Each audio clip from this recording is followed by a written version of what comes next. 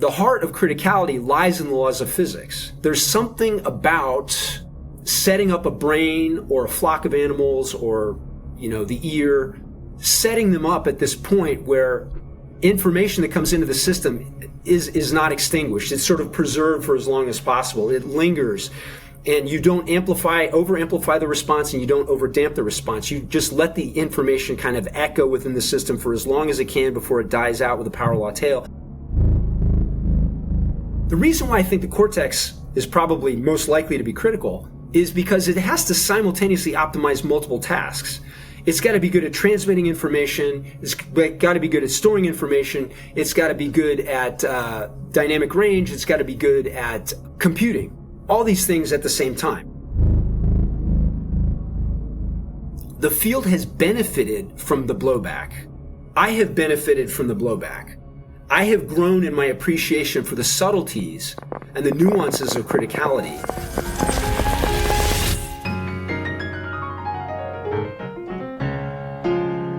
This is Brain Inspired, powered by The Transmitter. You may have heard of the critical brain hypothesis. It goes something like this. Brain activity operates near a dynamical regime called criticality, poised at this sweet spot between too much order and too much chaos. And this is a good thing because systems at criticality are optimized for computing. They maximize information transfer. They maximize the time range over which they operate, and a handful of other good properties.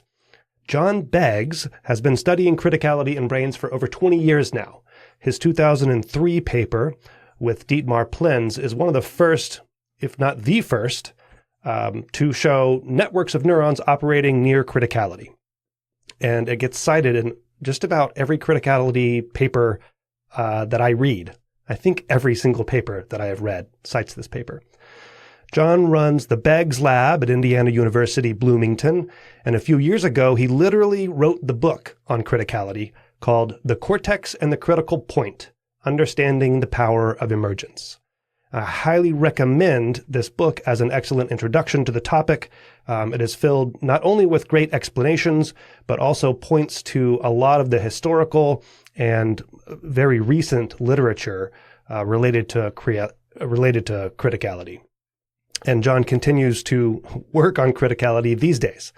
On this episode, we discuss what criticality is, why and how brains might strive for it as some sort of like homeostatic set point. We talk about the past and the present of how to measure it and why there isn't a consensus on how to measure it. What it means that criticality appears in so many natural systems outside of brains, yet we want to say that it's a special property of brains. So these days, John spends plenty of effort defending the criticality hypothesis from critics.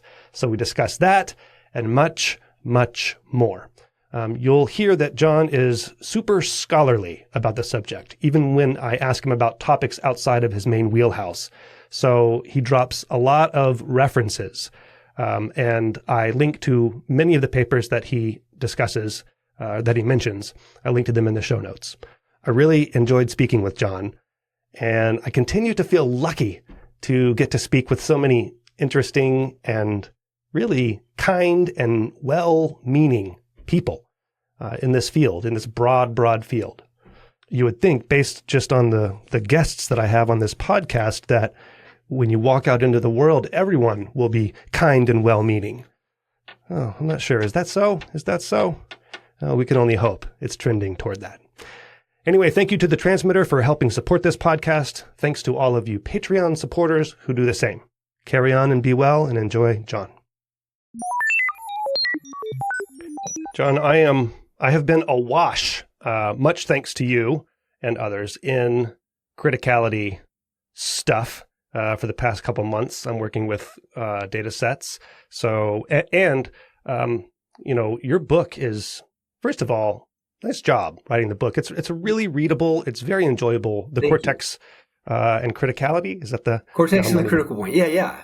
The cortex and the critical brain. So, and since then, kind of like in once you start thinking about low dimensionality and manifolds in neuronal research, you see them everywhere. And now I see criticality everywhere. So I want to get to the bottom of this. Like, okay, what does it all mean? So anyway, so I'll point people to that book. And was it 2003 when the Beggs and Plenz original, is that the original neuronal avalanche? That's when we first talked about neuronal avalanches. But as I explained in the book, that wasn't the first time that anybody came up with connecting neuroscience to criticality. There were many people before that who were working on it. I see. But so that was in a Petri dish and across electrodes. Yes. Right. In a culture preparation. And so that's, 22 years ago now. Yeah. You had your 20th anniversary. So, I mean, is that the main thing that you think about is criticality these days? What I want to know is like how your views have changed over time. First, we should talk about what criticality is. Sure. Yeah. Maybe let's start there then. So why do I care about criticality and what is it? Yeah. Okay. So first, what is criticality? So criticality is a special setting on complex systems. And let me start out with a simple example. So let's imagine I have a whole bunch of neurons that are connected to each other. And now I can excite one neuron. And I want to measure something really simple. I want to find out if I excite that one neuron, how many other neurons does it excite in the next time step? And if exciting one neuron leads to more than one neuron being excited, and so on, then what you'll get is, I activate one, then I get two, then I get four, then I get eight, and activity will just spread. Okay, this is the real simplistic version of it. So that's not good for a brain because it would lead to seizures. On the other hand, if I have one neuron that's excited and it leads to less than one neuron being activated in the next time step, then activity is going to die out. So you don't want to over amplify and you don't want to dampen the activity. So what you want is something where if I stimulate one neuron, it leads to one other neuron, which leads to one other neuron on average. Sometimes it'll activate two, sometimes it'll activate one, but the average is about one. That's really simple to explain, but it actually has really complicated and interesting implications. So if you're going to transmit information through, let's say, a network of neurons, you don't want that ratio, we'll call it the branching ratio. You don't want the branching ratio to be greater than one. Because then what happens is I have some input for an input layer, and then it goes through a layered network. At the output, it's all going to be saturated.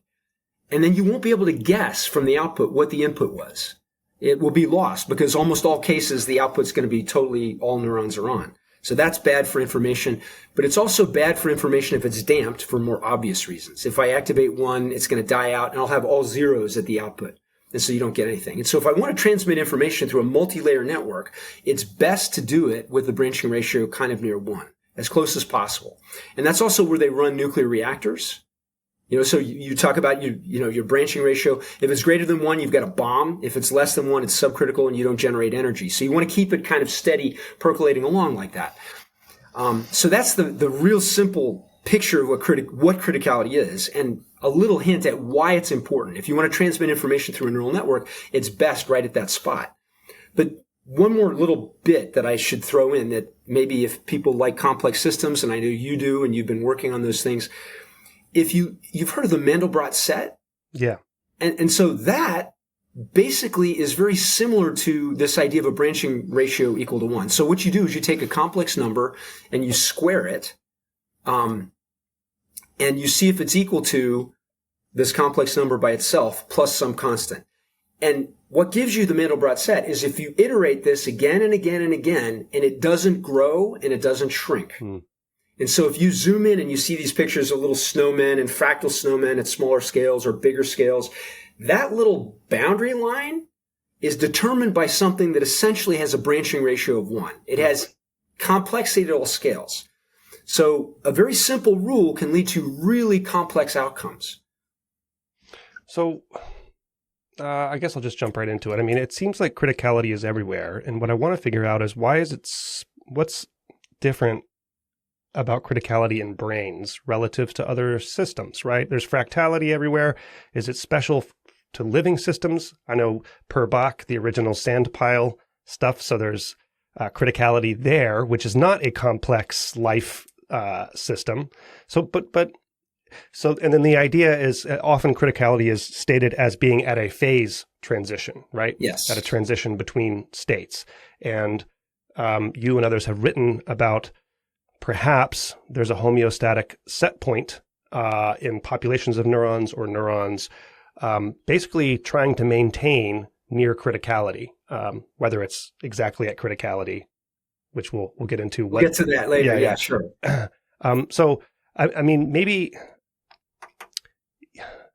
what is special then about brains with respect to criticality? Why do I care about brains? If it's everywhere, then if it's also in brains, is it that special? I see criticality everywhere now. Yeah, so that's an excellent question. And it is often raised by reviewers of papers and grants. Oh, so I have to deal with it in certain ways. So let me see if I can start with the brain business. Okay, so brains are inherently interested in information processing. And so what I talked about earlier was just this idea. If you want to transmit information through a network, you want to be near the critical point, and then you'll minimize your losses. But other things that brains do would be, let's say, computations. So this is a little bit harder to measure, but some people have been playing with this wonderful idea of reservoir computing. And I don't know if you're familiar with that or not. Liquid state liquid state machines. That's another echo state network. So this whole idea is you take a system and now you ping it with some sort of stimulus.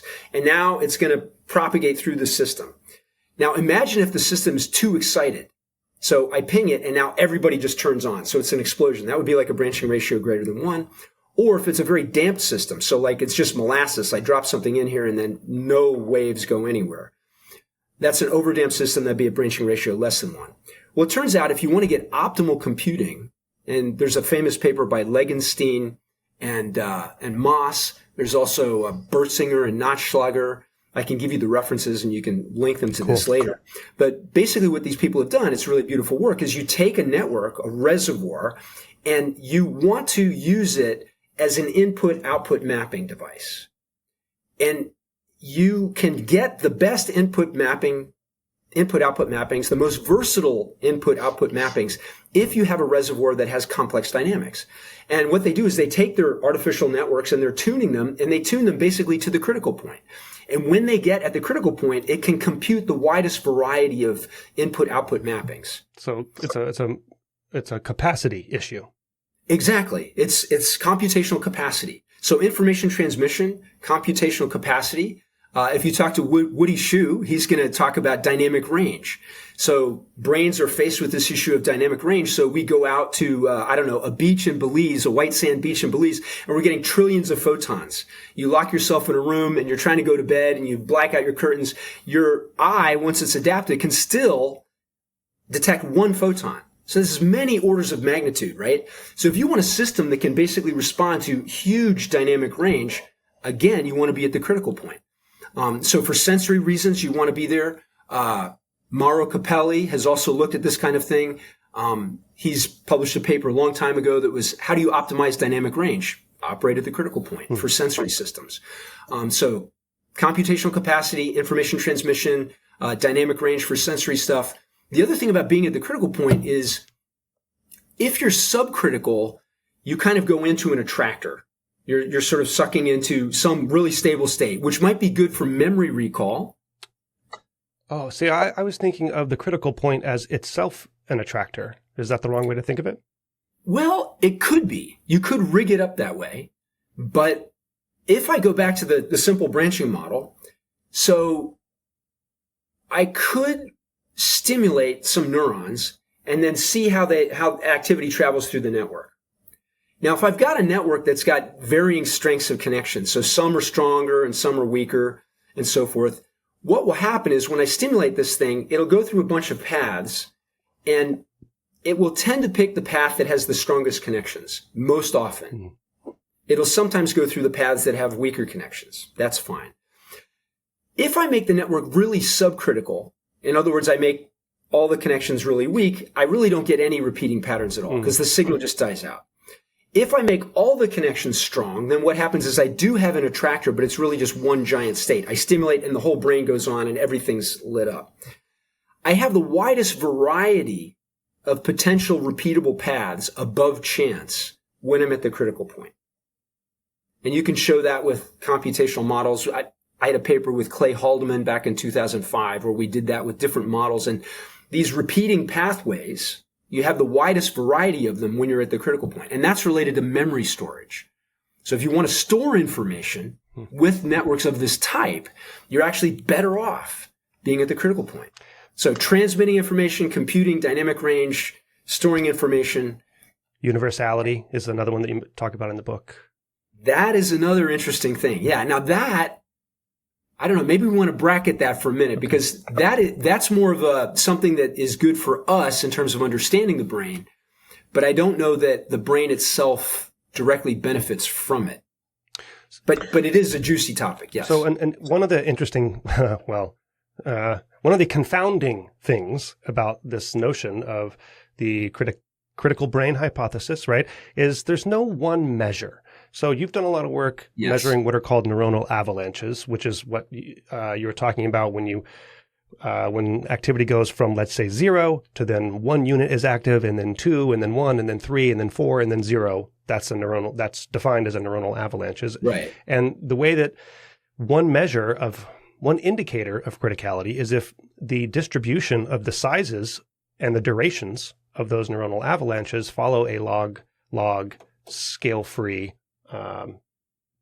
plot dynamic.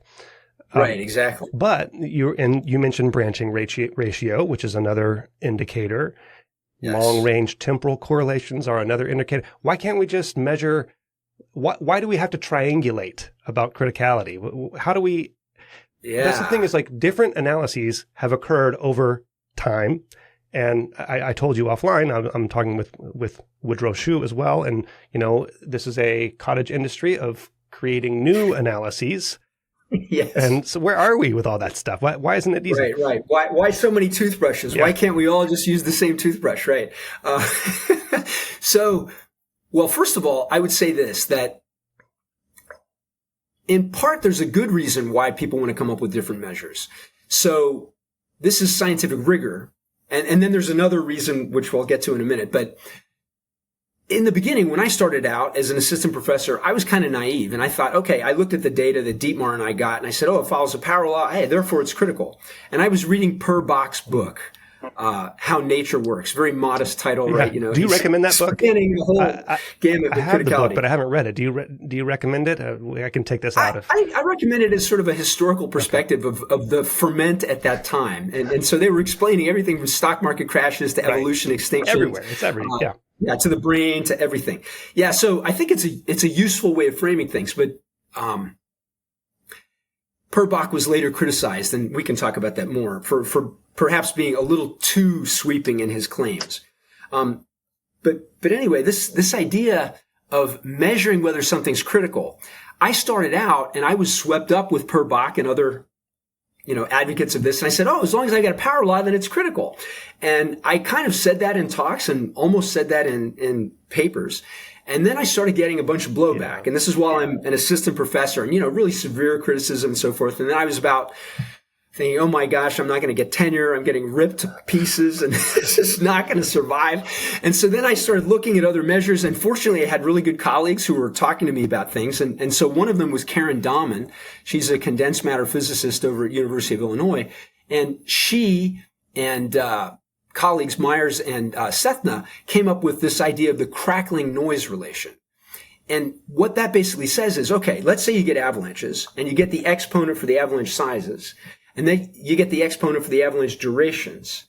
Those things can be related by a simple algebraic equation to another power law, which is the average avalanche size for a given duration.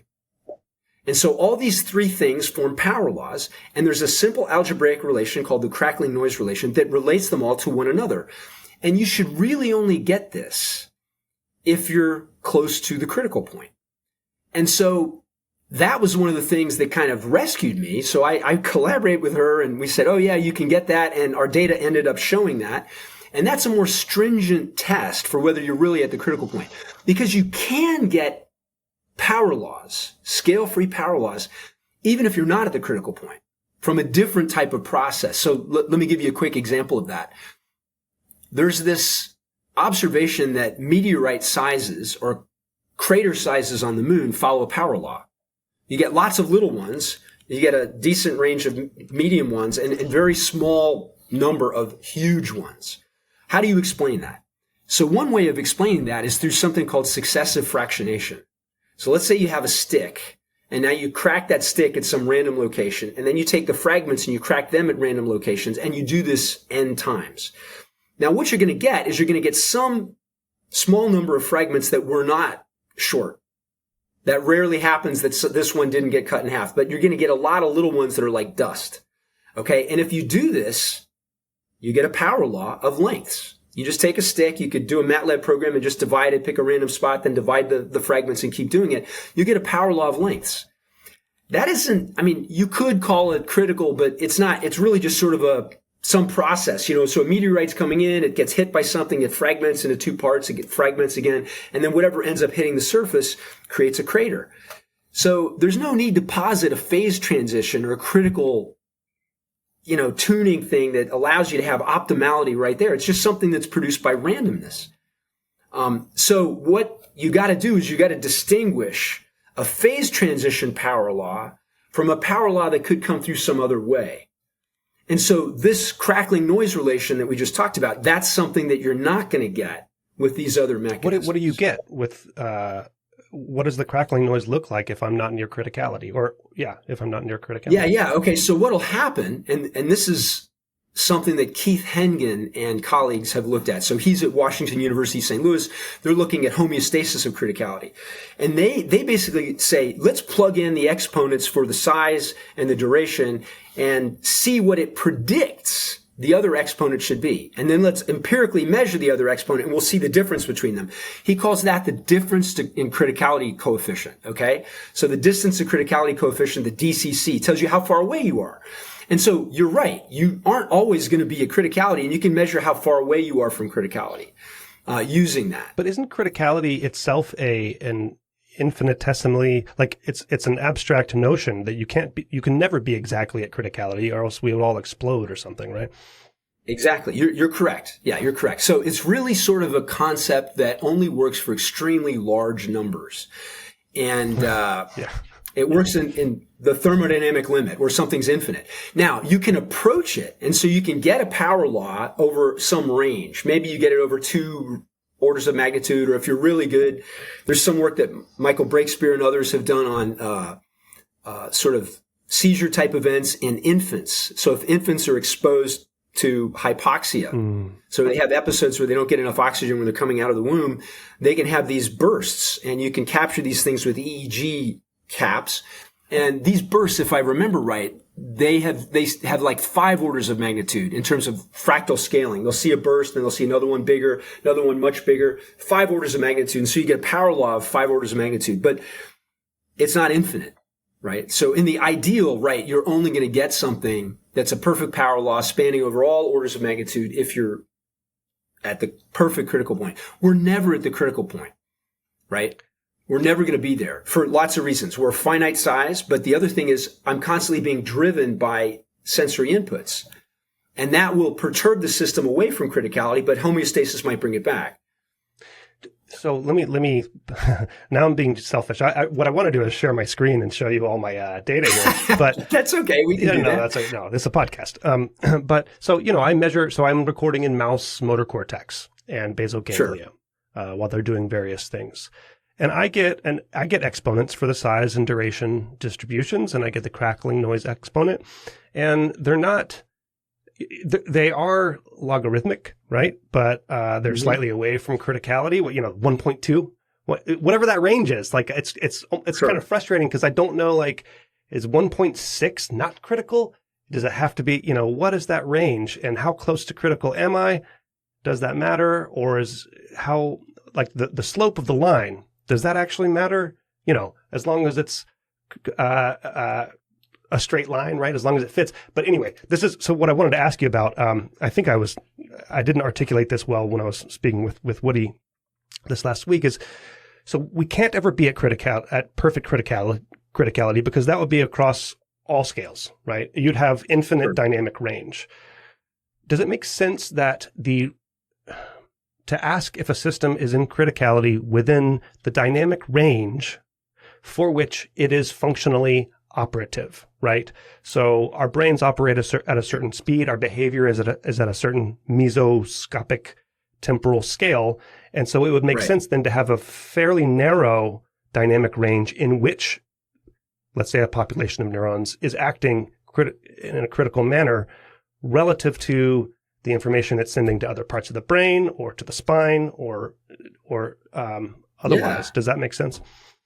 Oh, it totally makes sense to me. So if criticality is a place where healthy operation occurs, then you'd expect the brain to, on average, get near it, but not always be exactly at it. In the same sense that my heart rate has a certain optimal range, but sometimes it's going to go up and sometimes it's going to go down. But I have mechanisms that kind of bring me back into this range, or my blood pressure or my pH or anything like that. These things are within some band that we consider healthy. And that's what I think you can see in beautiful experiments by Keith Hengen and his colleagues. They basically take animals and they perturb them. So one of the examples they gave is they close one of the eyes and they record from the contralateral visual cortex. They show that right after this thing being closed, it goes subcritical. And then they look at that crackling noise relation, and he uses the distance to criticality coefficient. And then over a little bit of time, I think it's like slightly more than 24 hours, basically the brain restores itself to being critical, even though it's not receiving any inputs anymore. And I think and you can correct me, the criticality markers occur before the fire. So when they close the suture one eye, then the contralateral side of the visual cortex, the firing rates go down also. Yes. And the metric of criticality resurfaces before the firing rates catch up, which is really cool. Yeah, that is pretty cool. And that we're still trying to understand that. But I mean, one of the things it suggests is that the distance to criticality is at least as important as firing rate. Right? I mean, so the brain gets that in line really quickly before firing rate comes online, back into its zone. So yeah, we don't know fully what that is, but I saw that paper and I reviewed it and I wrote like the intro piece for it in Neuron 2019, Ma et al. And I love that paper. I just thought, wow, he's really nailed it. He's really shown that if you perturb, the system will come back. And they've got much better stuff since then. I mean, I don't know if you've seen this, but they were looking at a tauopathy model of Alzheimer's. Oh, no. And so they had this also appeared in Neuron, I think maybe last year. But what happened is they have these mice and they express tauopathy, and that causes them to lose their memories, right? And so little mice, they only live 2 years. And what they're doing is they're looking at cell-to-cell correlations, and they're looking at firing rates, and they're also looking at distance to criticality.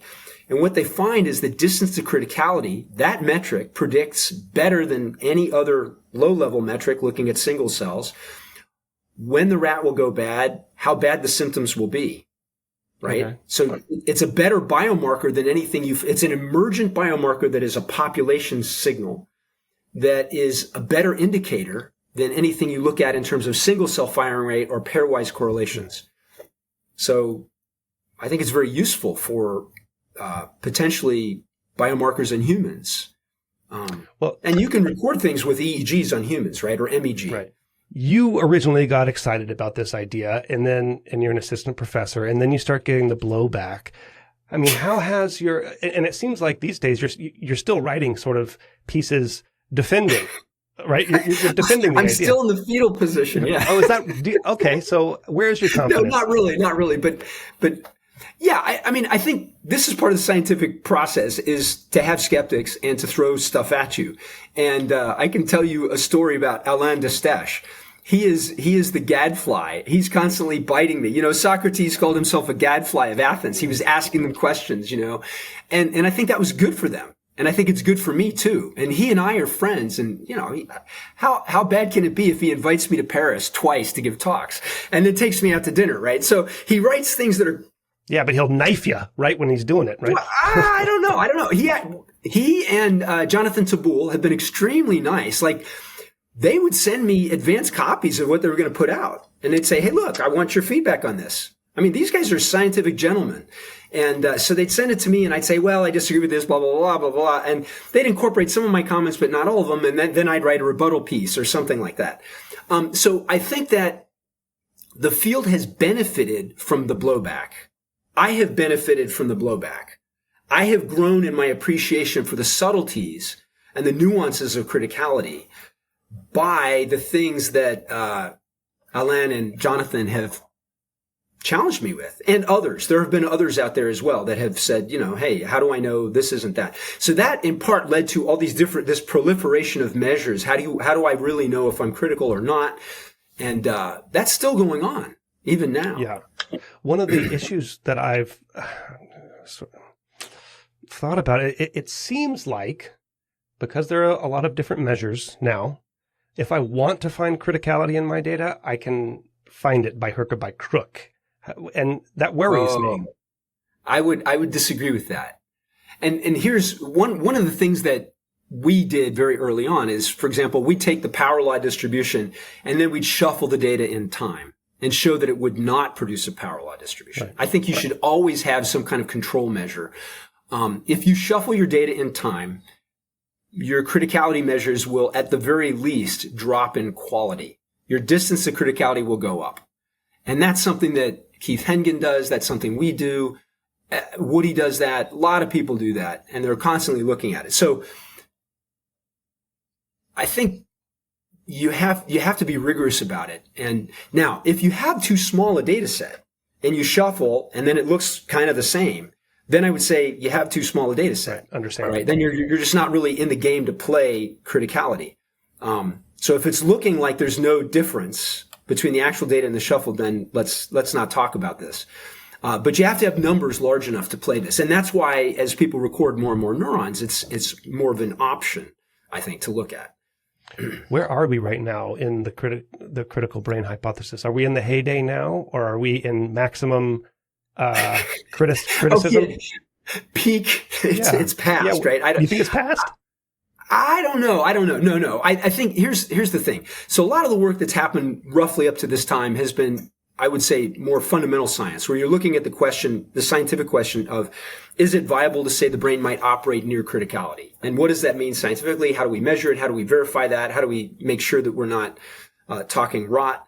And then once it gets accepted to at least some degree, then medical people start testing it to see if it's related to neuropathologies. And so in 2022, there was a really nice review by Vincent Zimmern in Frontiers. And what he did is he just basically looked at the medical implications of the critical brain hypothesis.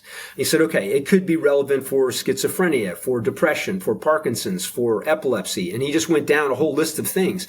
And that paper, even though it was published in 22, at least on Google Scholar, has something like almost 180 citations now. So I think what's happening is clinical people are picking this up and they're beginning to say, okay, how can I find out if, when somebody has a bout of depression, do they go subcritical?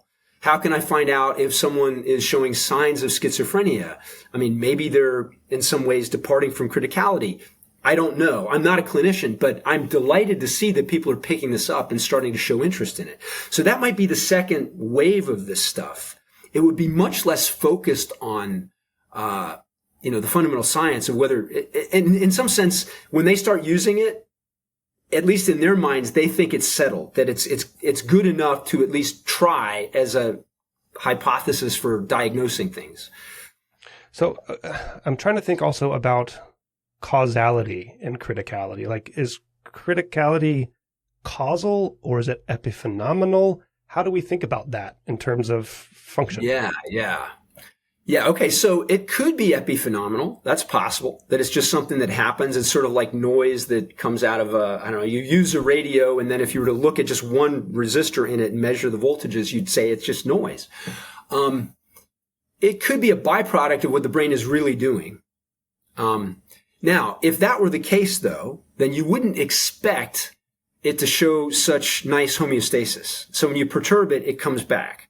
So if it's an epiphenomenon, why does the brain care about it more than firing rate, right? So I would, offer those as things. Now, the truth is we don't have enough data to know how to answer exactly on that question. It's a valid question. I think we need more data. I think we need causal interventions. If I perturb criticality, does it always come back? So what Keith and his colleagues did is they basically did what I would say is a negative perturbation. So you take it where it's critical, then it's subcritical, and it comes back.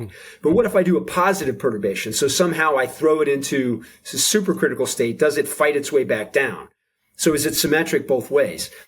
I think that's a little bit harder to test. Why is that harder to test? Well, because it's a little more unnatural. So at least the first way that occurs to my mind is you put a bunch of bicuculline on the brain. And so now you knock out the inhibition and you're going to have seizures. Yeah. So if you have a bunch of seizures, does the brain fight its way back from seizures to coming down to... But it has to in order to survive, right? I mean, it's not, you can't stay in that state, so it has to go somewhere. Right. Now, maybe it does, but maybe the mechanisms of coming back down are very different from the mechanisms of coming back up, right? So they could be different. But I agree with you, right? If you're going to survive, you got to somehow overcome seizures. So I don't know how it does that, and there might be different constants, time constants on the feedback from coming from positive and coming from negative. So there's interesting questions, and you could even come up with sort of a generic model, and phenomenologically, is it better to come back fast from below, or do you want to come back faster? Like here's seizure territory. If this is critical here and you're up here, that's seizure territory. So you might expect this is a more urgent thing that you've got to deal with. Whereas this is, so come hell or high water, I'm going to get that thing back down. Whereas here, you don't want to come back up too fast. Maybe you'll screw up your wiring and you'll erase memories or something. And so you do it over 48 hours. I don't know, right? These are still open questions. They're prompted by the idea that maybe the brain is homeostatically tuned to operate near criticality. But, and then maybe that's a golden age of research where people are taking it, it's no longer kind of under scrutiny, like, is this a real idea or not? But then people are using it as an operating working hypothesis to investigate clinical things. I mean, I'm not supposed to be biased as a scientist, but I love the idea of the homeostatic set point being criticality, essentially. But then how? How does that set point get set, and how does it achieve it? And that's the big question, right? Yeah. So Keith has some ideas about that. You should have him on this podcast as well. And I think so what I can say, probably without giving too much away, is that they've done a lot of really high electrode count recordings in mice. And they have also done some really sophisticated models working with people from the Allen Institute. And I think they'll be coming out with some statements about how that works. Even their 2019 paper, their Ma et al. Paper in Neuron, they did some decent models. And I should say Ralph Wessel is on some of this stuff as well. Ralph Wessel is he's a physics guy out at WashU in St. Louis. And one of the things that they found was they created a number of different classes of models. And what they found was that the classes of models that matched the data best were ones that had inhibitory neurons basically driving the recovery.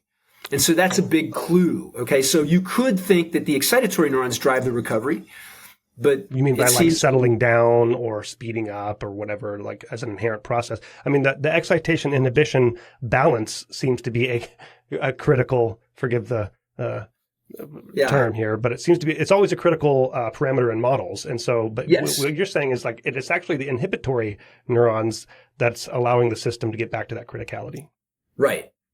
So that's at least kind of the latest that I know about it. I'm not an expert in this, but I think it's fascinating. And they will probably come out with some stuff that indicates exactly what type of inhibitory neurons and what are the dynamics of this. And I'm sure they've got a model of how it works. But that's a really great question is, how does it come back? And is it working the same way above criticality and below criticality? Do those inhibitory neurons only pull up and you have different neurons push down? I don't know. There could be distinct circuits for that. That's one of the fun things is there's so many unanswered questions, so much work to do. It's ripe, a lot of fruit to pick. Yeah. As an aside, I mean, so we're talking about brains, but I want to expand the conversation. For example, if I record my mouse wandering around in a box, I can look at the kinematics, the behavioral data, and some of the tracked positions and some of the metrics we use have these long range temporal correlations. So the behavior itself is scale free in addition, parts of it anyway, in addition to the neuronal activity. Is all biology, I mean, do you have to be, is critical, so okay, stepping way back, I'm part of a discussion group and we've been talking about evolution lately. And I think people talk about evolution as if it's like a force, right? But really it's like a description of what happens, what has to happen for things to survive. Yeah. And it's, is it right to think of criticality in that same way that like to be alive is to be, you have to be at criticality just to be a living organism? Well, that's a really interesting question. Okay, so I don't know enough to speak authoritatively about that. I certainly have some opinions. I'll offer them in a minute. But there's a really nice review is by Mora and Bialik. And I think the title of it is something like, Are Biological Systems in General Poised at Criticality? And they look at things like the immune system. There's work by Magnasco et al. On the hearing system. It's poised at a critical point. At a Hopf bifurcation. So it's amplifying things, but not too much. So it's just hovering at that sort of spot. They look also at the neuronal avalanche stuff. They also look at flocks of starlings, or I guess I should say murmurations of starlings. Yeah, or a murder of crows. Crows don't flock like that, right? So there's an English word for each type of flock of birds, which I've already exhausted my knowledge. But anyway, they show that there's lots of things also like bacteria and different things that swim, flocks or schools of fish. So a lot of these things seem to organize kind of at a point where they're operating near a critical point. Why is that? It might be for information processing purposes. So let's say if you're in a murmuration of starlings and some hawk is coming down, if you had maximum susceptibility, then that would allow these let's say a bunch of these starlings notice the hawk is diving.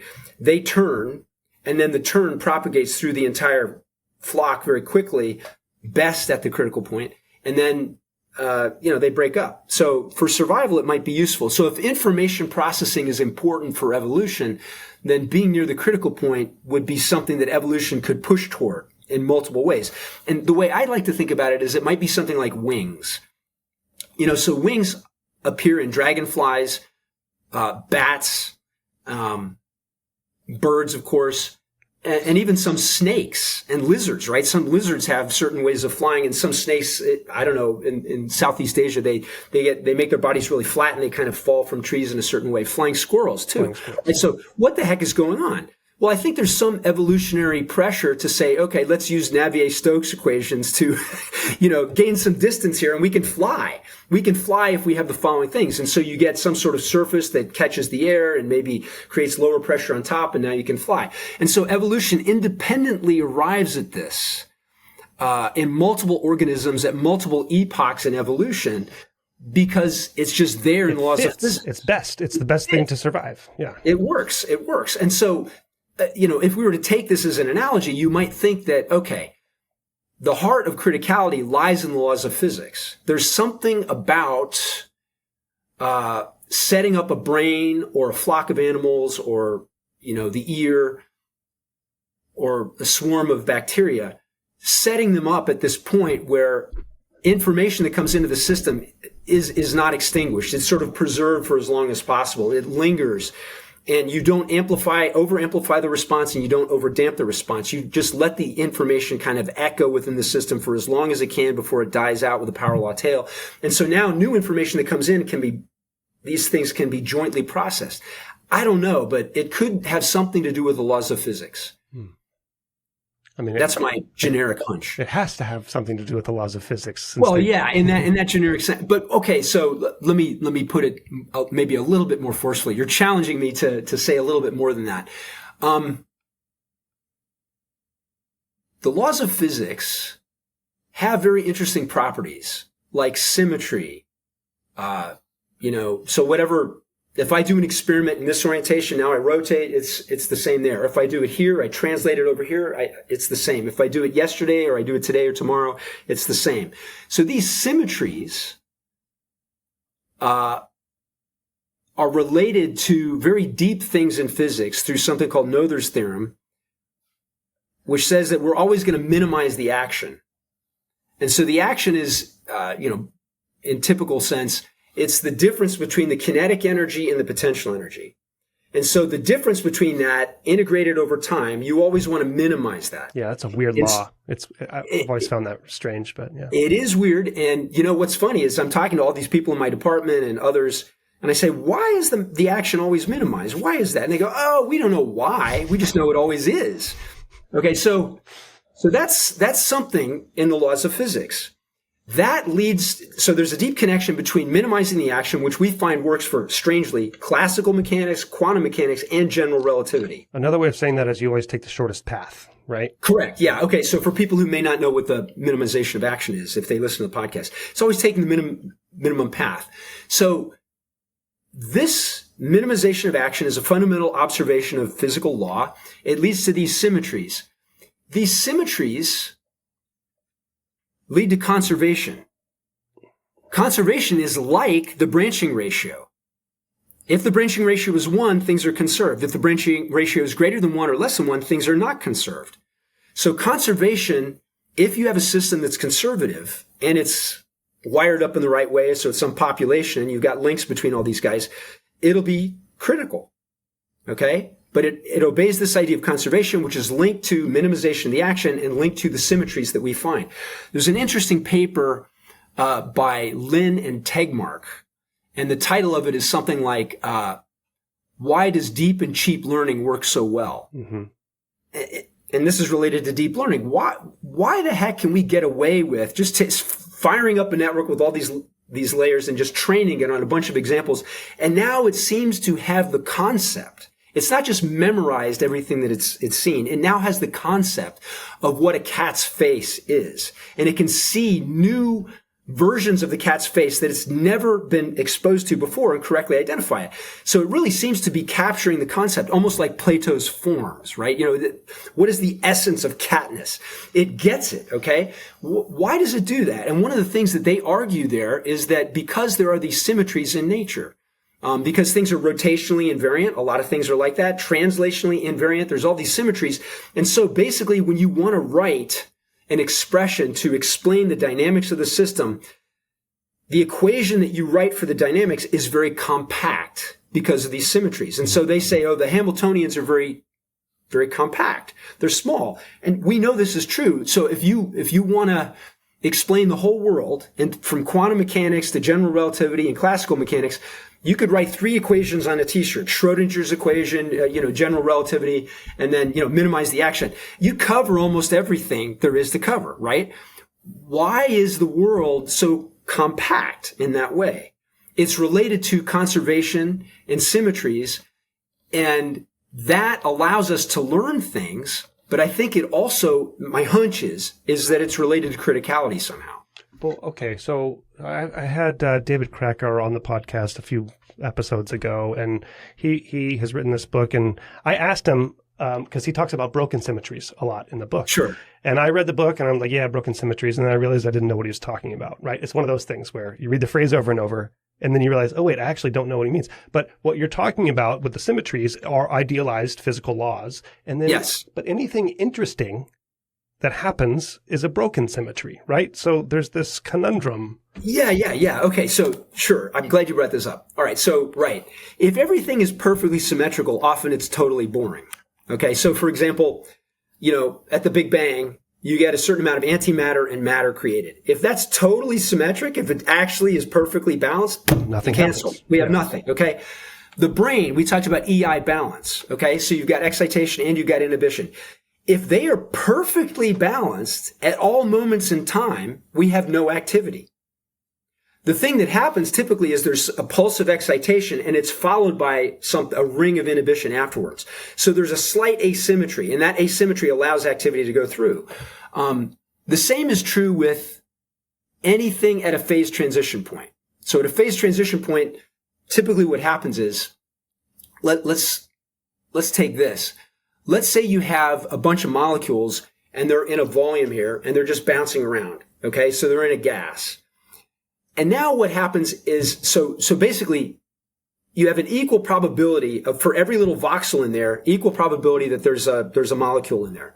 So in some sense, it's isometric, it's symmetric.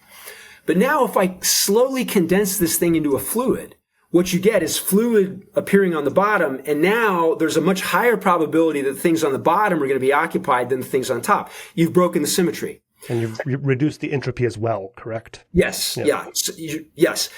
And this is related. So now what you do is you break the symmetry, but right at that point where you're breaking the symmetry, at the gas-liquid phase transition, that's where you get power laws. That's where you get all the interesting stuff, right at the point where you're breaking symmetry. So yeah, I'm not going to contradict Mr. Krakauer, head of the Santa Fe Institute. I know him and we've met before, and he invited me out once, and it was great. But I think that he is absolutely right. You got to break the symmetry. He's totally right. Now, the symmetries, though, are fundamental and interesting, and you need them in order to get close to this phase transition point.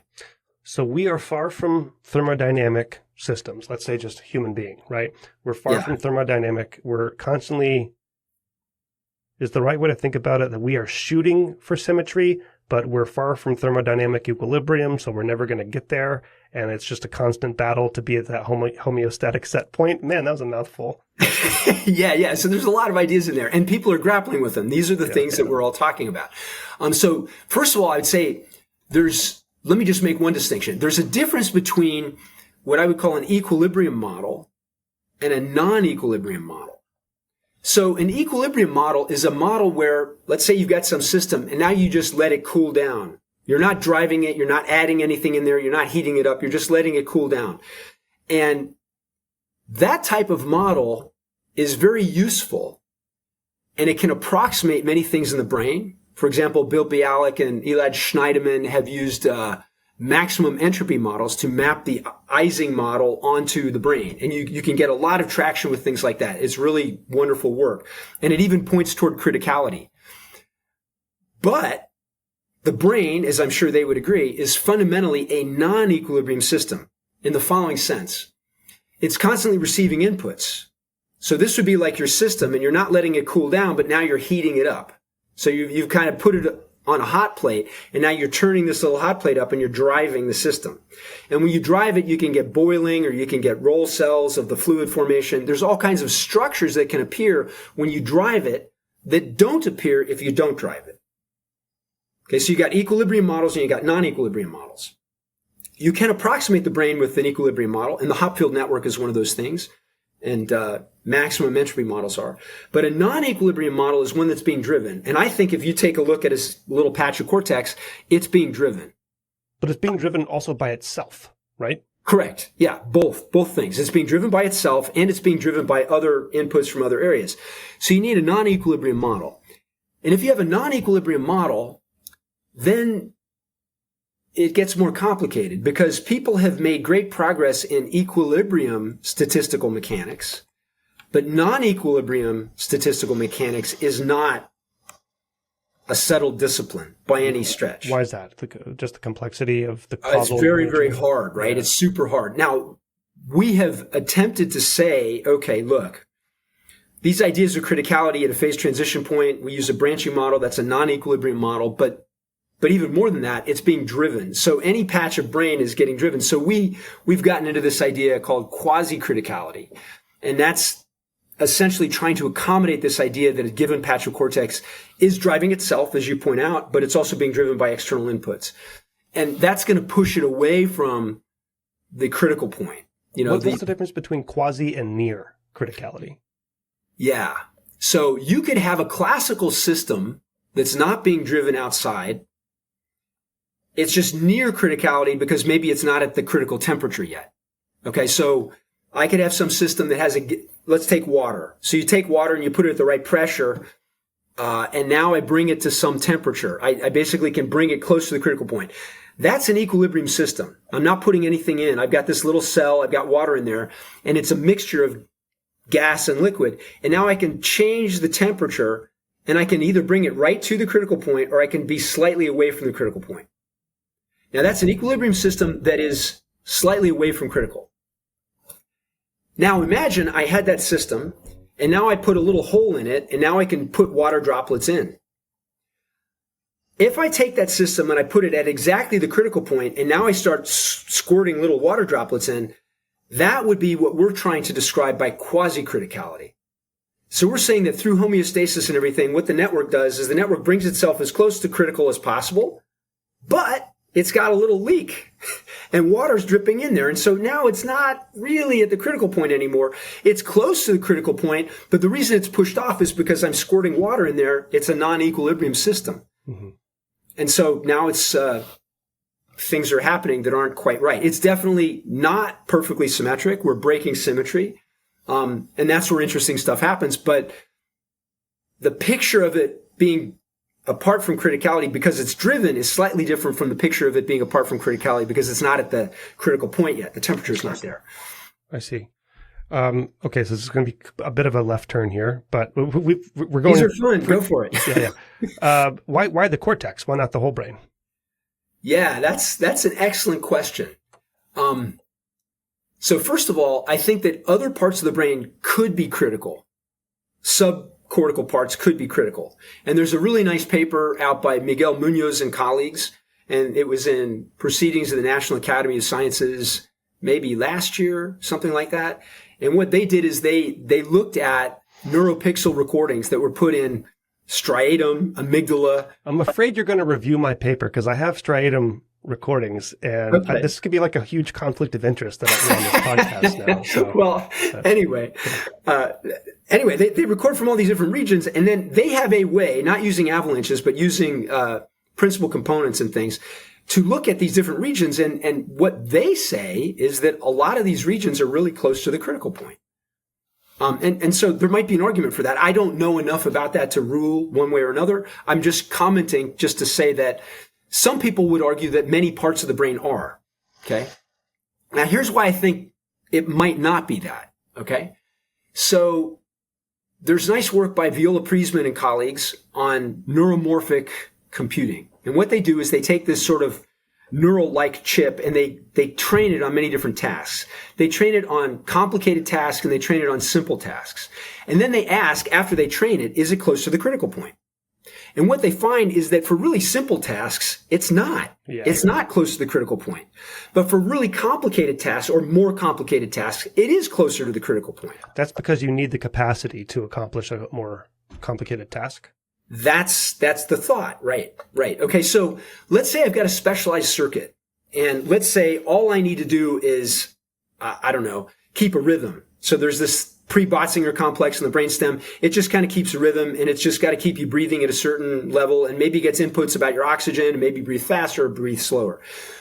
That thing might be, maybe I'm wrong, but I have no reason to believe it needs to be critical, right? It just needs to be reliable.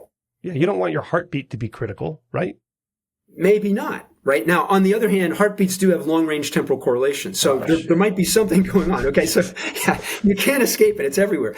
But I wouldn't expect that the pre-Botzinger complex has to be critical in the same sense that the cortex does. The reason why I think the cortex is probably most likely to be critical is because it has to simultaneously optimize multiple tasks. It's got to be good at transmitting information. It's got to be good at storing information. It's got to be good at dynamic range. It's got to be good at computing. All these things at the same time.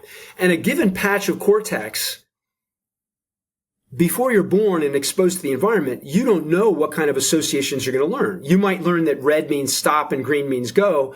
But if you live in another country, maybe it's different. Or maybe you learn in America, we're going to drive on the right side of the road, but in England, you drive on the left side, right? So there are a bunch of arbitrary associations that we all have to learn to get along in the world, and that cannot be pre-wired into the cortex. And so the cortex has to be generic. It has to be a generic computational unit that's largely specified by its inputs. And so if you have something that's not highly specialized, but needs to be ready to do anything decently well, jack of all trades, then being critical makes sense. Okay, so I'm born.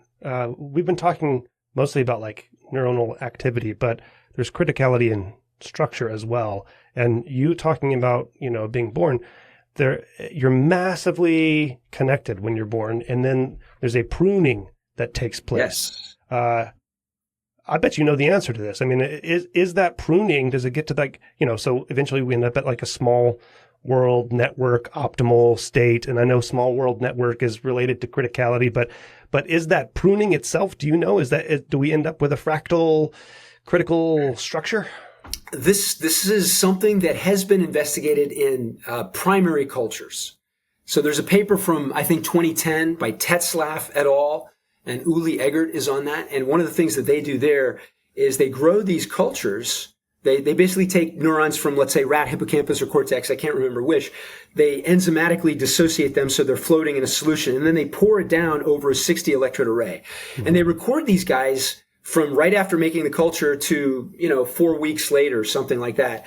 And what they find is that generally the picture is, it goes through some pruning. It goes through exuberant connections, and then some of these things are pruned. Well, but they're not tasking the culture with anything. It's just letting it grow. They're just letting it spontaneously be active and listen to itself. And over that period, it does eventually approach criticality. I think it goes, if I remember the cycle first, it goes supercritical, which would make sense if you're overconnected. And then it goes subcritical, which would make sense if you've pruned a lot. And then it gradually approaches criticality from below if you start now learning and you strengthen those connections that have not been pruned. You get closer and closer to that. So that's an interesting thing. And there have been models to look at that kind of thing. And so a really good question would be, does that happen in deep learning? Right? So you train a really deep network and you find out, does it go, definitely they prune them. Definitely the weights change. But does that recapitulate the same thing that Tetzlaff et al. Found back in 2010? Does it basically act like it's supercritical at the beginning and then go subcritical and then gradually approach from below? I don't know that. That's an open question. Okay, since you mentioned AI, I mean, this is ostensibly a podcast about neuroscience and AI, and I've only read about criticality in biological organisms in my studies thus far, but AI, you can turn it off, turn the computer off, come back the next day, turn it on. There's no necessity of dynamics, of ongoing dynamics, right? And so in that sense, criticality is not part of that story. I suppose if you run the model, maybe, do you know, is there work in artificial intelligence looking at criticality and whether tuning to criticality improves model performance, for example, or generalizability? There is a little bit of work on that. Okay. But it seems that they are unaware of the work in neuroscience. And so, in a sense, they're independently discovering it. That's good. That's exciting. Good. Yeah. Yeah. So AI, I think that's always unaware of neuroscience. Always unaware. Yeah. Well, whatever. Yeah. But, there are a lot of smart people working in that area, and then they eventually hit on this. It may be that that's kind of where you want to poise your networks for optimal training. In fact, I think there were 2 papers in Neural IPS that a colleague of mine showed me, and I'm blanking on the guy's name, but I could probably send you the paper titles after this. And they were looking at that. And basically they were looking at something kind of related to that, which is if you set up the connectivity matrices in such a way so that you have an input vector, okay? So you've got all these X's that are X, ones and zeros. And you take the length of that input vector. And now as it goes through the layers, you want to look at the length of that input vector. And these networks will learn best if the input vector length does not grow and does not shrink over time. It's when it is roughly keeping this, it's preserving, it's conserving. A branching ratio of 1. Branching ratio of 1 or a conservation principle. Yeah, something like that. So that's very interesting. And I look forward to hearing what people have to say about those types of potential linkages between these areas. I mean, just zooming out, what is your take on, I'm not going to ask you what your take on current AI is, but what do I want to ask you about this? I mean, I didn't prepare any questions about artificial intelligence with you because I'm so wrapped in the biological world, but do you look at AI and think, they need criticality, or what are your thoughts there? You're doing really well without criticality. Although I'm very interested, and sure, I'm very open to that kind of thing, and I'm increasingly interested in that. Yeah, and I have colleagues who are interested, colleagues who are getting me interested in it. So, we'll see how it all turns out. Yeah. Like we mentioned before, you spend a good deal of your time sort of in defense mode, right? Because of objections and criticisms to the criticality hypothesis.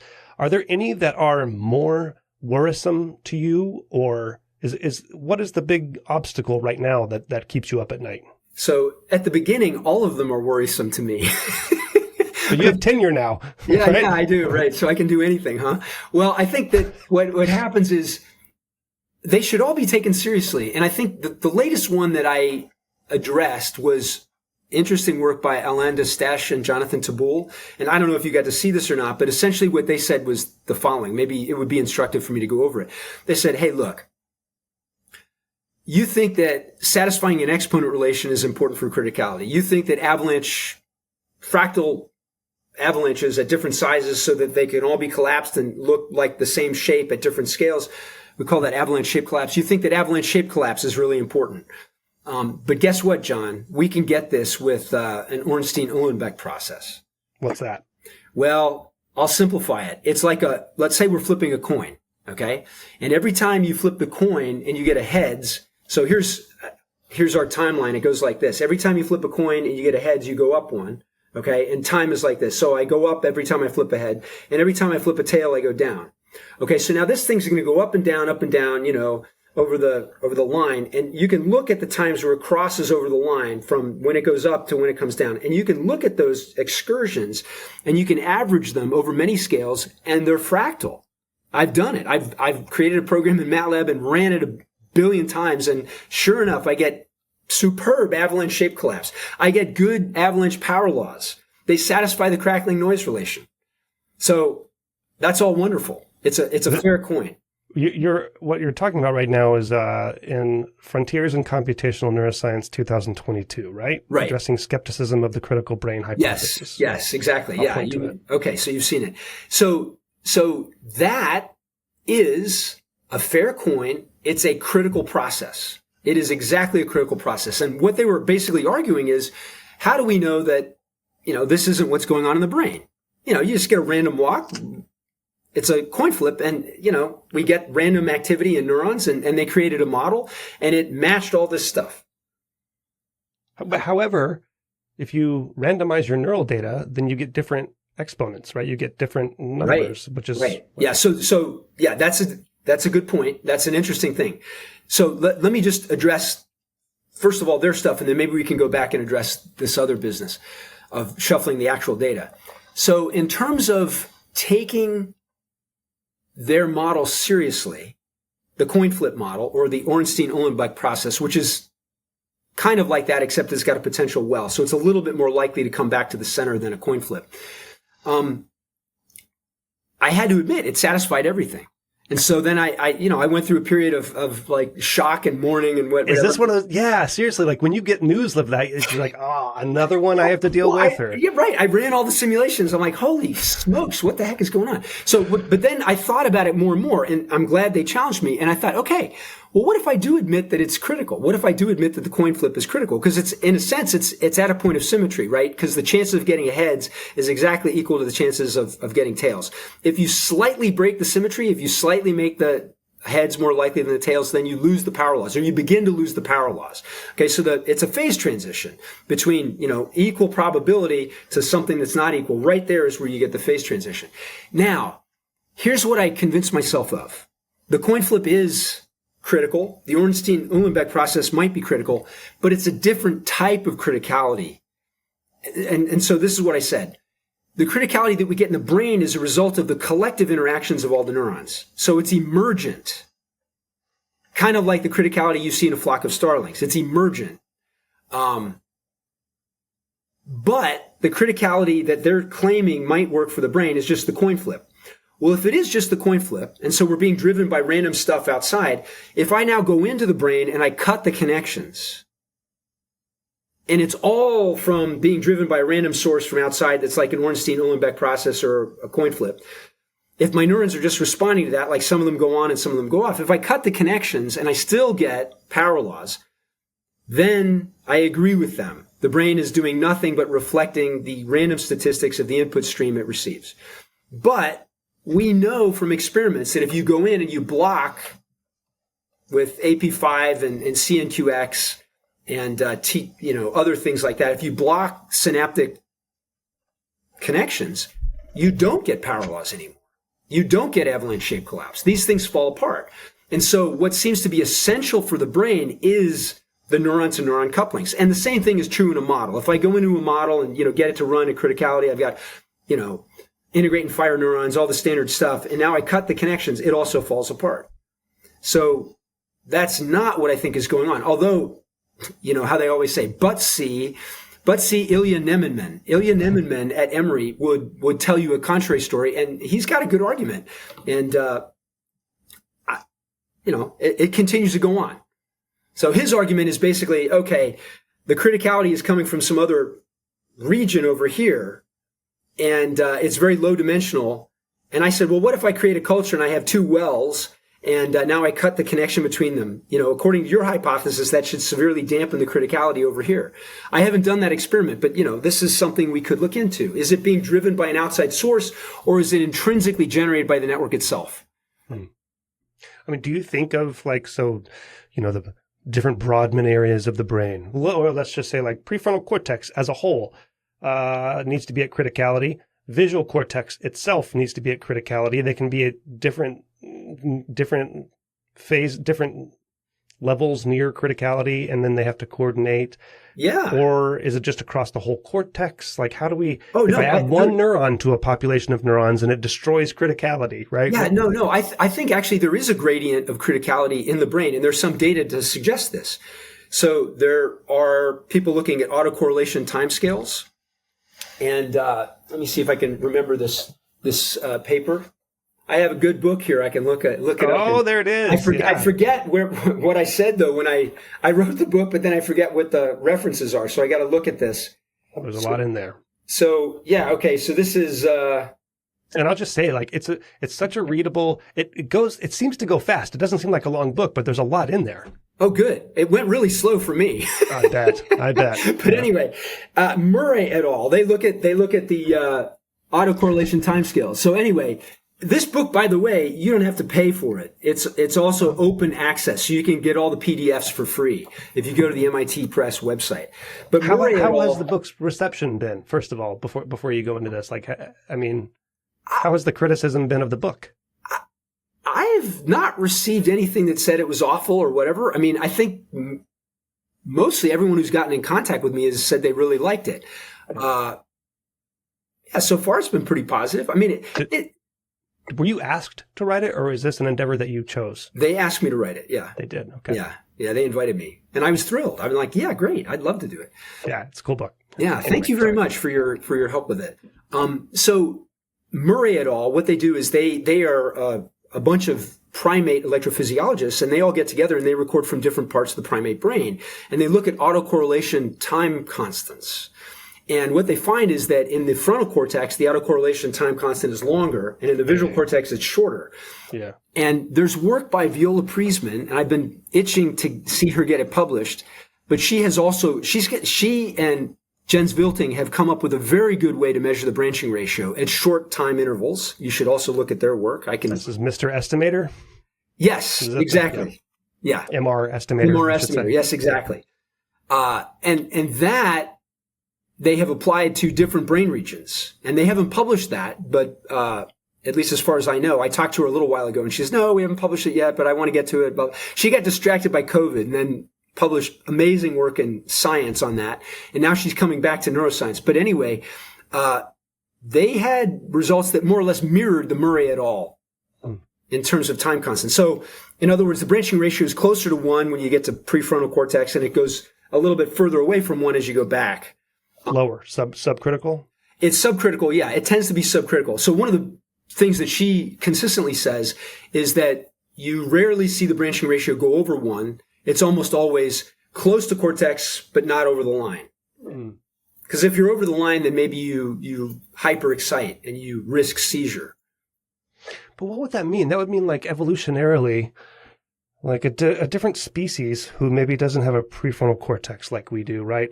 Their most anterior or newest brain region should be close to 1, and then everything else can be a little bit under, right? It's perhaps the longest time range should be the most abstract,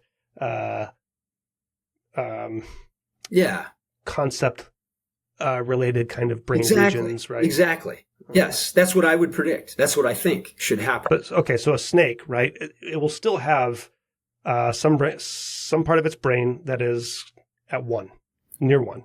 Maybe, yeah. I mean, I haven't seen snake recordings. I've seen turtle recordings. You can talk to Woody about that, and zebrafish recordings. And those both look like they're near the critical point.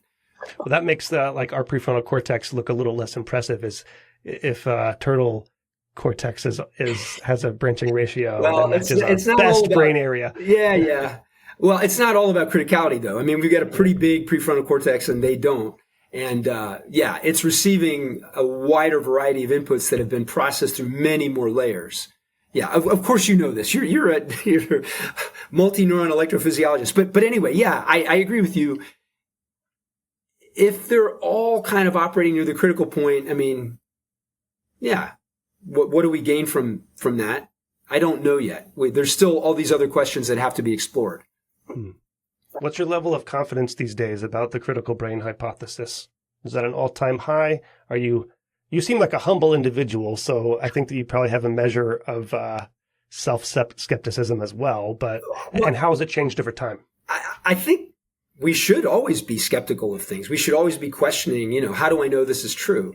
I think, I more or less, what is it, the Dunning-Kruger curve? Have you ever heard of this?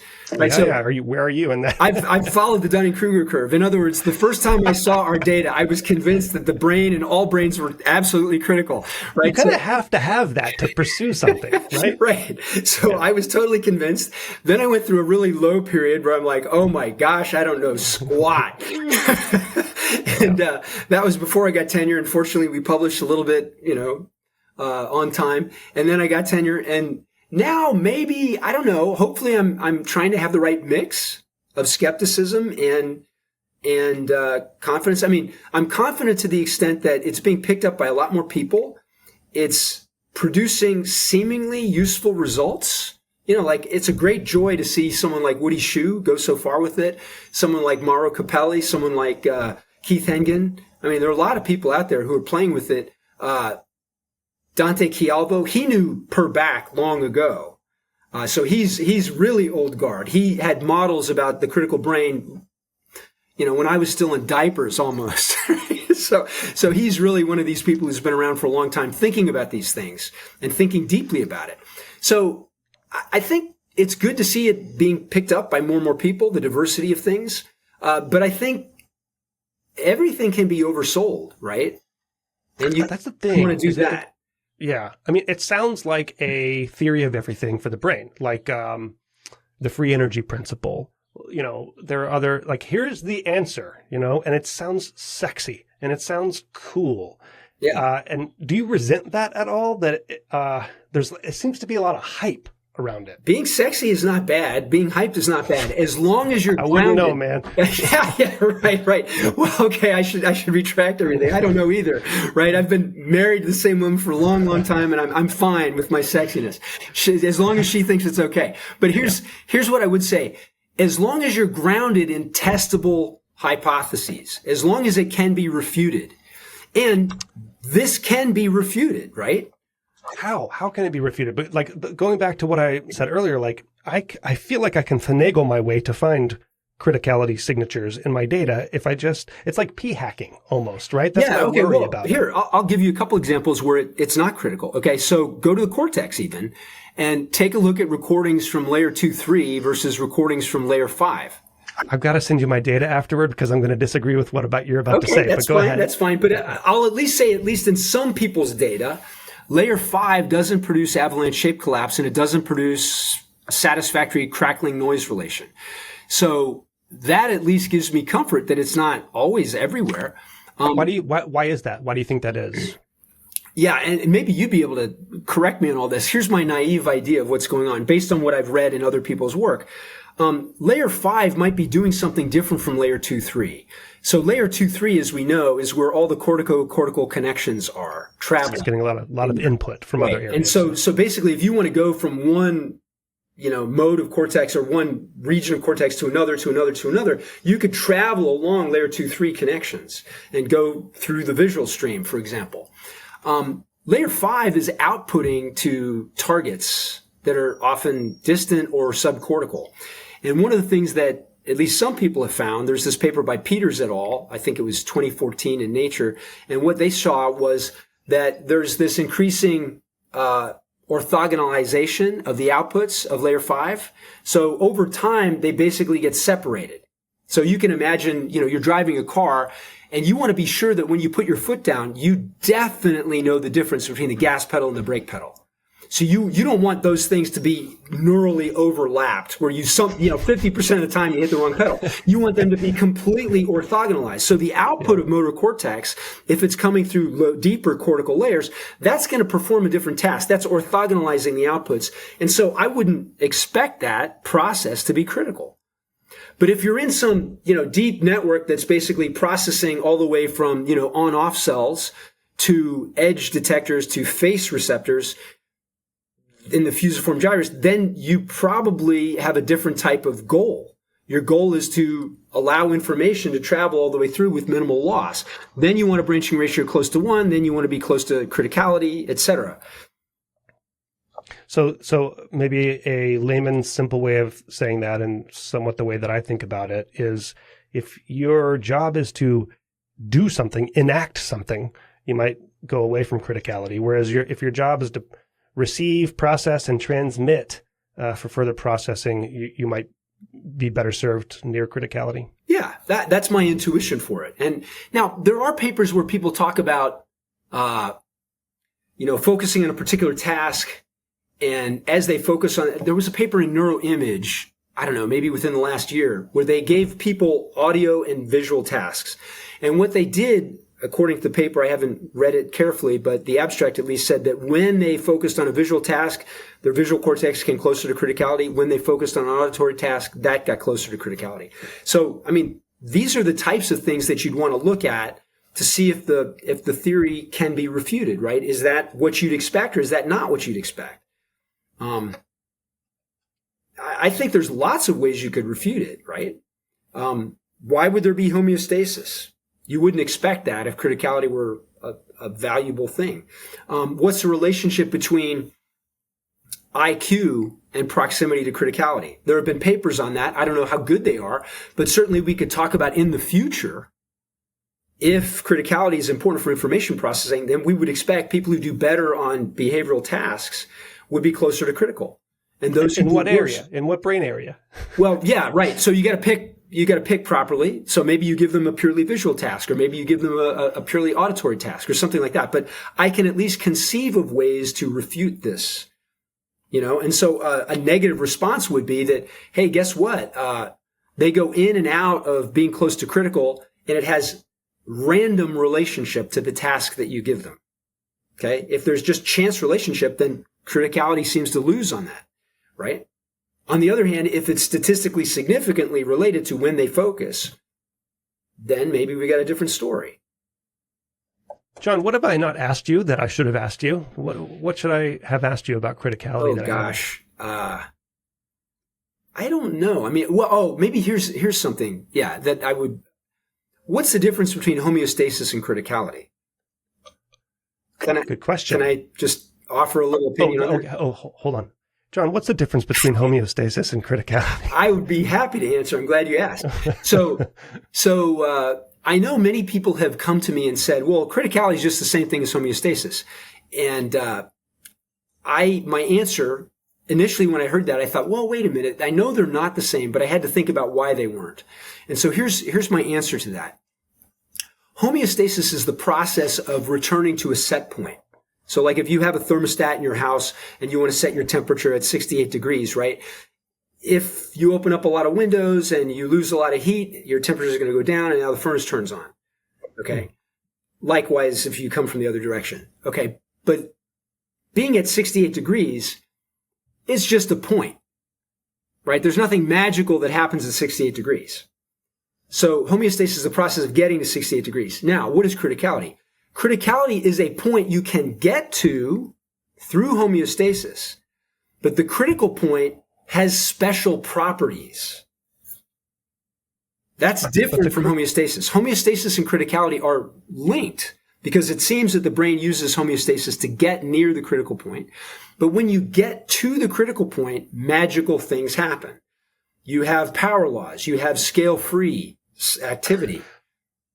But isn't the hypothesis then that homeostatic set point is at criticality for that particular reason? Yes. Right? Yes. No, I would agree. So they're definitely related. So all the beautiful work that Gina Torrigiano and colleagues did on homeostasis and synaptic scaling and things like that, that basically shows that the brain has a process of getting to some point, and it wants to return to that point, whether you perturb it above or below. It's going to come back and get there.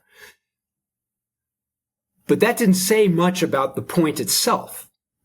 It said that there is something that the brain is doing to get to some location. What is that point? So now Keith Hengen has worked on, he thinks, he and Woody have a nice review that I think will be coming out soon, that basically posits that criticality is the end goal of what homeostasis is driving at.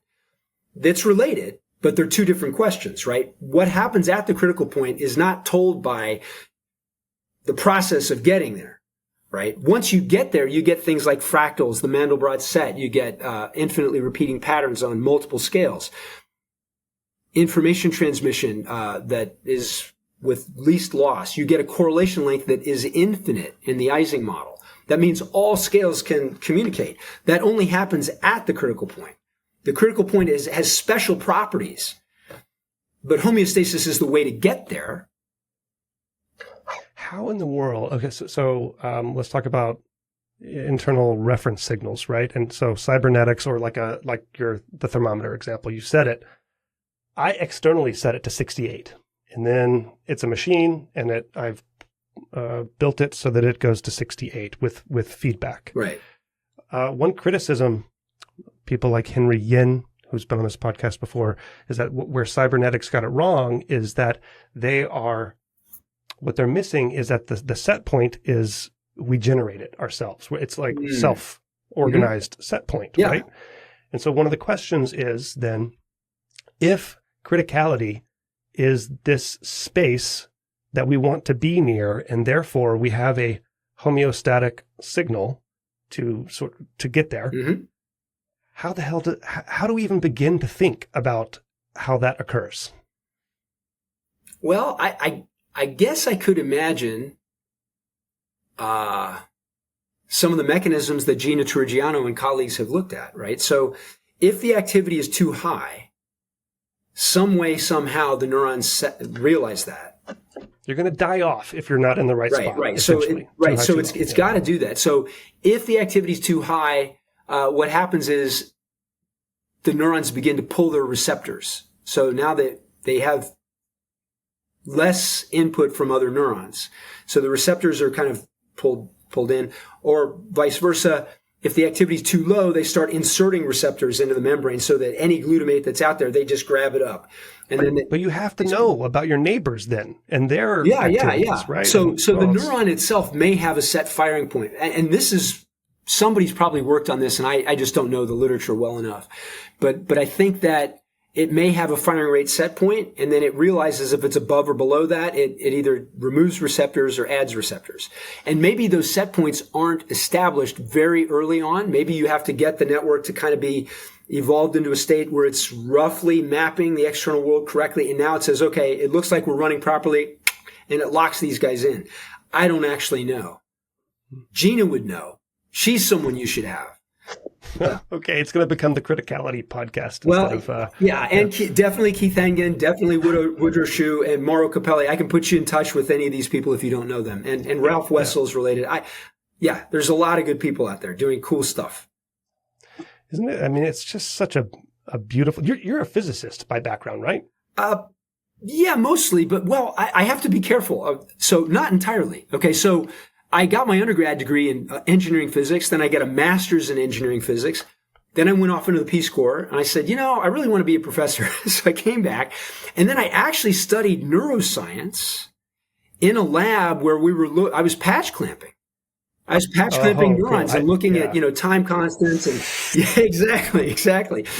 No, that looked like a joint thing. People might not know. People might think that everybody who does patch clamping smokes pot, but no, this is basically breaking a seal through a little tube. It's hard to believe that, but by sucking the pressure, you break through, and then you record from the neuron. It's voltage. You become electrically one with the neuron. Yes.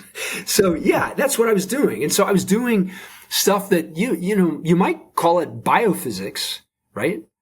But I had this real strong inclination to see the world through physics. And so then when I started studying neuroscience, I was always trying to ram neuroscience into a statistical physics package. And so, as a physicist would do. Yeah. And so I wrote a paper, even before criticality, I wrote a paper on a statistical theory of long-term potentiation and depression. I saw that. Yeah. So that was my idea. Let's get this into some stat mech framework. But yeah, so that's my preferred framework is physics. But the most curious and interesting object in the whole universe is the brain. Oh, isn't it so beautiful? It's so beautiful. It's amazing. It really is. It is. Last question here. Okay, so, and maybe you don't have an answer to this, and that's okay. So we got brains. That's cool. They're complex, interesting things. We have behavior. It itself is complex. And we have minds. Yeah. Is criticality related to our minds at all? Is there a link there? Yeah.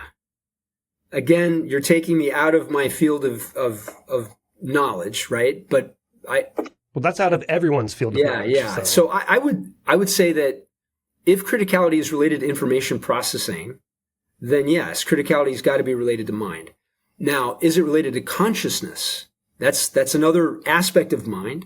And there have been people like Giulio Tononi who have looked at, and Olaf Sporns. What do you think of integrated information theory? Because that's been in the news, and it's on this podcast like this past episode and upcoming episodes and stuff. So I'm sorry to derail. No, it's good. I mean, I interfaced with their ideas a little bit earlier, where they had something called neural complexity. And we did a paper on looking at their measure of neural complexity and comparing it to criticality. I use your code. I use that. Okay. Well, I shouldn't say it's my code. That's Nick Timmy. He was a graduate student, so he wrote the code. He was very good. And Nick's code, right, measures neural complexity. And it turns out that they peak at roughly the same points, but they're not exactly the same thing. So you can create a model that has criticality but not neural complexity, or that has different curves for these things. So they're not identical. So in that sense, some of the early ideas that Giulio Tononi and Olaf Sporns and Gerald Edelman were coming up with that might be related to consciousness, maybe it's related to criticality, at least in that brief thing. I think we don't know enough about what consciousness is, but I certainly would expect that consciousness is related to emergence, that it's a collective phenomenon produced by large numbers of neurons interacting with the world. And so in that sense, maybe criticality will be relevant. But IIT says that logic gates that aren't even on have consciousness, right? Yeah, so I don't know enough about integrated information theory. I've got to study that. It's on my list of things I want to do, but I haven't kept up with it. Yeah. Okay, John, thank you so much for going down this road with me. Thank you for asking me. Lots of twists and turns. Sure. So, thanks a lot. Keep up the good work. Thank you.